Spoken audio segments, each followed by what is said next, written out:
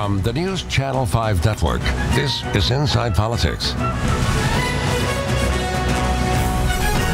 Hello, everyone. I'm News Channel 5's political analyst, Pat Nolan. Welcome to Inside Politics. President Donald Trump observed his half-year anniversary in the White House this past week. Once again, it's been quite a tumultuous past few weeks, or past few days, as it seems almost every week has been since he's been in the White House. To give us her perspective on Team Trump and how he's doing in his first half year in office is Linda Schacht from Lipscomb University.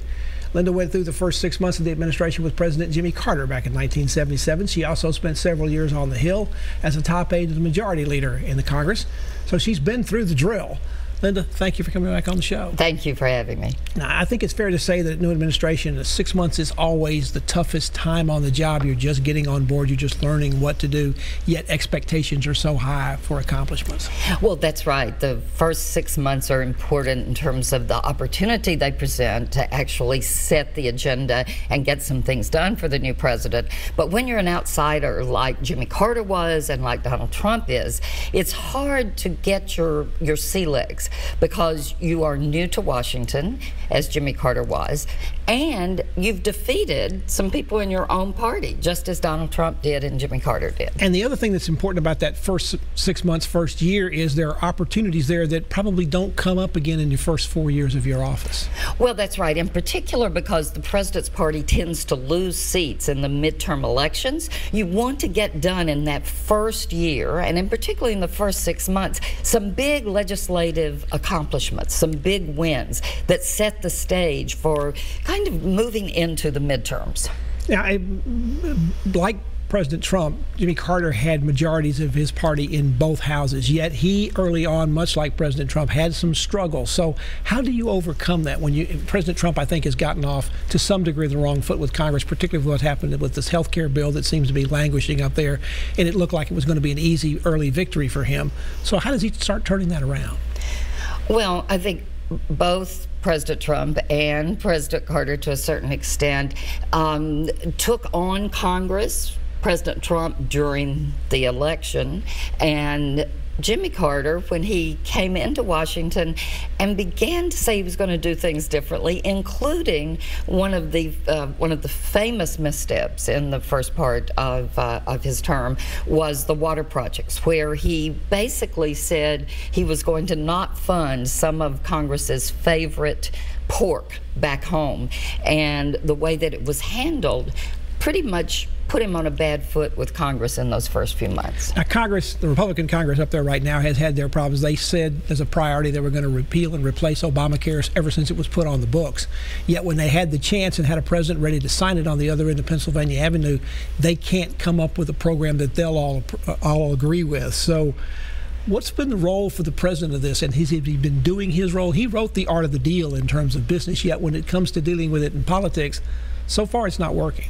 Well, in the art of the deal, he talks about operating by instinct, right? And instinct, when you get to the issues, doesn't always work, because he seems to change his instincts seem to change every day. One day he's been saying let Obamacare die, the next day he says I'm not going to take any responsibility for it. Then he says just repeal it. I mean, he's been all over the place. Well, and that has been the problem, because you want a consistent message from your president, and you want him actually taking that message to the people so that they will support the legislation you're trying to pass. This is some of the most unpopular legislation ever.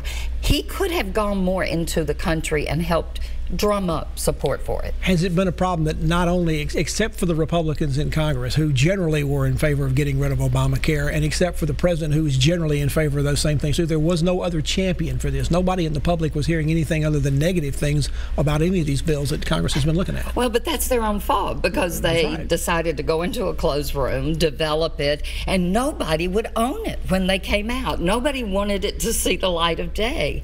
And that could be one reason that the president, although I think another reason is, as he famously said, who knew how hard health care would be? I mean, you have to understand the intricacies of legislation, but you also have to be able to, in a simple way, tell the American people why it's good for them. And neither of those things happened. To some degree, it may be carryover from the previous administration, but unemployment has remained low. The economy is still good. There have not been any hiccups in that regard while he's been there.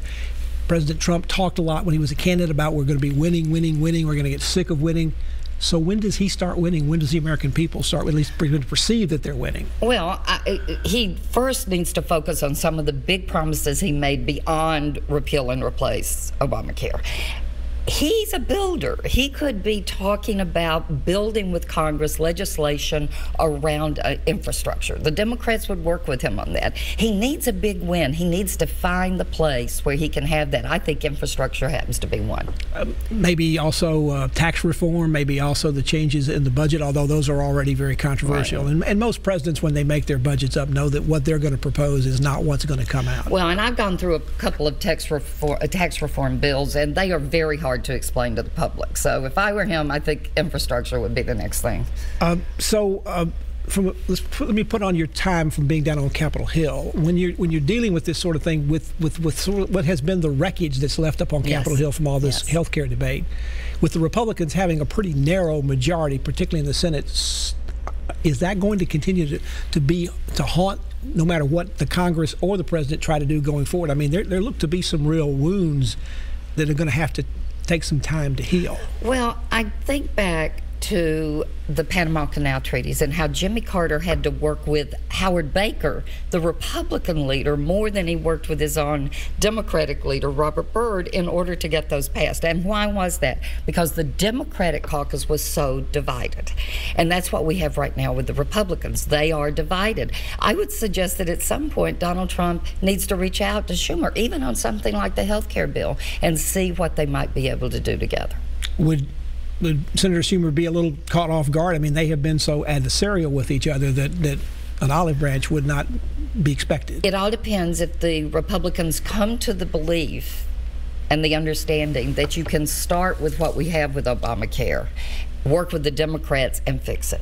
And Schumer has said he would do that. Linda Peake, that's our guest from Elizabeth University. She has a lot of experience in the first half year of a presidential administration. Did that with Jimmy Carter. We're looking back at the first 6 months of Donald Trump. Back to continue our conversation with him after this break.